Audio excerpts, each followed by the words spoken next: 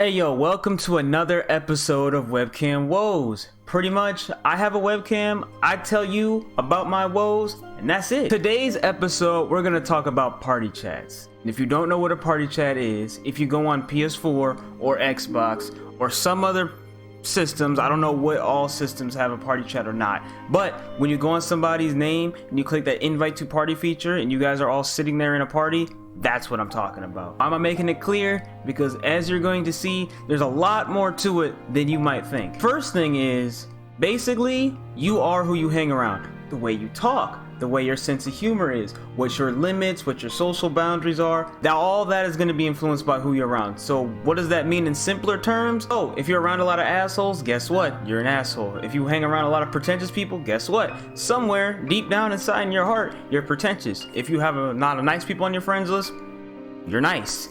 It's not either a good thing or a bad thing, it just is what it is. Subconsciously or consciously, you're going to either be that person or pick up on what they do. Now you can either choose to be like that person or be like that group, or choose not to be like that person or that group, but you're still going to be influenced in some way, shape, or form by who your friends are. Speaking of friends, not everybody on your friends list is really your friend. Now, I don't mean like, oh man, these people might backstab you or betray you, or these people might not have your best interests at heart, which is also true, but in the pure sense of the word, I mean, not everyone on your friends list is really a friend. I'm going to be the first one to tell you, you have a literal tier list in your brain of who you rank high as your friend. You might have, I don't know what your personal like 1, 2, 3 is, but you have like your top friends, the people that you invite over everything, and you will join their parties. Actually, you shouldn't join their parties.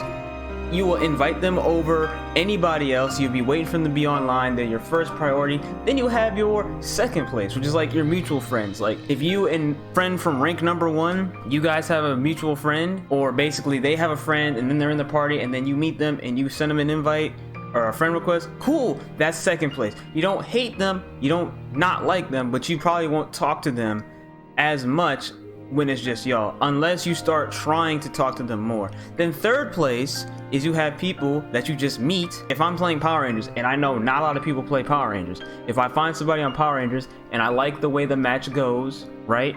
So if I like, oh hey look, they're playing cool, they're not being a dickhead, well, I'm a friend them. That way you can have somebody to play with, but you don't really talk to them outside of that, or you don't hit them up to not play Power Rangers, like you only play the Power Rangers with them and that's it. Yeah, that's a third place. So check your ranking system, because I promise you, you can probably delete like 90% of your friends list and you'll never notice. Not everything that is said in a party is supposed to be taken seriously. I have problems with this myself.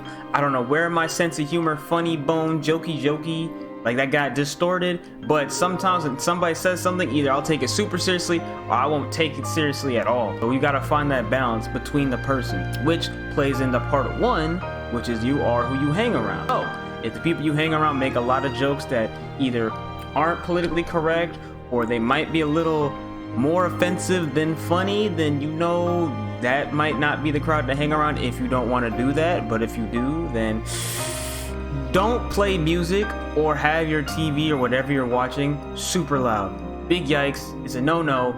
Especially if it's a random and you don't know that person, you just playing it through the mic, that's a no-no, you're gonna get kicked. Now if you already have friends, you guys are a big group of friends, you guys understand, sometimes somebody might have something played through the mic, you might let it go. But normally, we really do not let that slide. So don't be that guy who has their music or their TV shows or movies, don't have Netflix or Spotify in the background to where I can hear, or else just don't do it. If your mic messes up, I'm gonna call you out on it.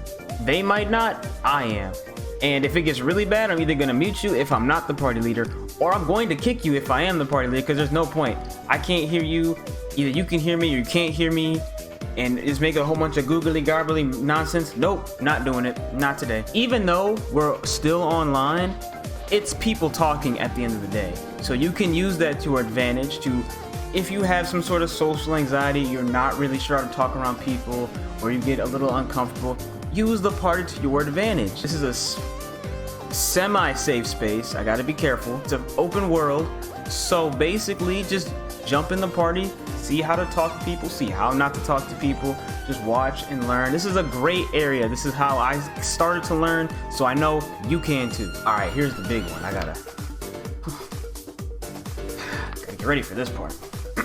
When arguing online, or just having a discussion or a debate, there's many different ways to do it. I found there are a lot of ways, but there's really 3 main ways. Hold on, let me check my notes because I don't want to mess none of this up. So you've got your pretentious tactics, right? So pretty much everything you do in this discussion or argument, debate, is to prove how much smarter that you are compared to the other people. So if I'm going to use me, I'm pretty much sitting here like, oh, you're shit because you don't know much and I know more than you, which that's kind of cool, but unless they're gonna go in that same sort of realm as you, you're gonna look like a dickhead and it's not gonna make you look any smarter.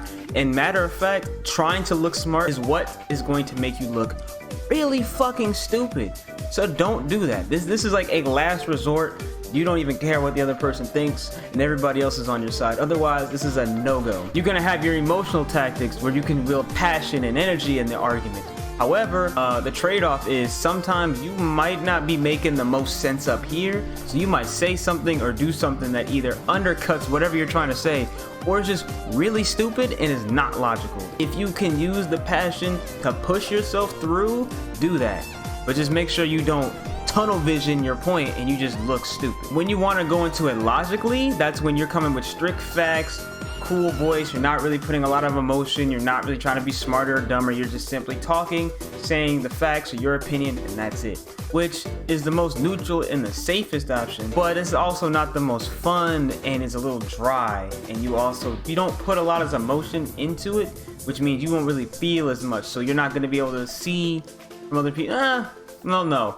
You can see from other people's point of view, but the real trade-off is if everybody else around in the party, for example, if we're taking a topic and everybody else isn't on the same page and we're gonna all agree with the facts and we're all just gonna, listen to other people's opinions, we're gonna try to formulate. If you're not open to that, the logical point isn't gonna work because either you're gonna try to say something, it's not gonna make sense to them, you're gonna try to say something, they're not gonna hear you because they don't want to listen, and then you're just gonna give up because you're like, fuck it, or they're just gonna be like, oh, you're fucking smart ass, and that's it.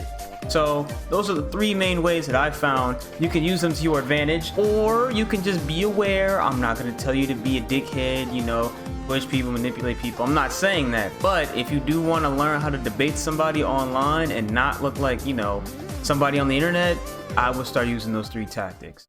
Hey yo, you made it to the end of the video. I was in a party chat like maybe 2-3 days ago, and that whole experience really got me thinking how to talk in a party chat, because I'm not gonna get into it here, but I was just seeing a lot of different things and we were having debates, people called it arguments, and I could see people making some good points, and then halfway through they said something which I was like, that doesn't sound right. And they were like, yeah, well, but this way. And I was like, but it still is the same thing. But then they didn't see it like that. So I was like, okay, there's different ways to talk about this. I've been in a whole bunch of party chats over the years, so I just wanted to give like my little 2 cents on it. But that's pretty much here. That's about all I got to say on that. This isn't supposed to be taking 20 minutes. So with that being said, I'm gone, I'm out. I appreciate you for making it this far to the video every time. You already know how we get down over here. I don't have an outro yet, but I'm in the process of making it. So I'll catch y'all later.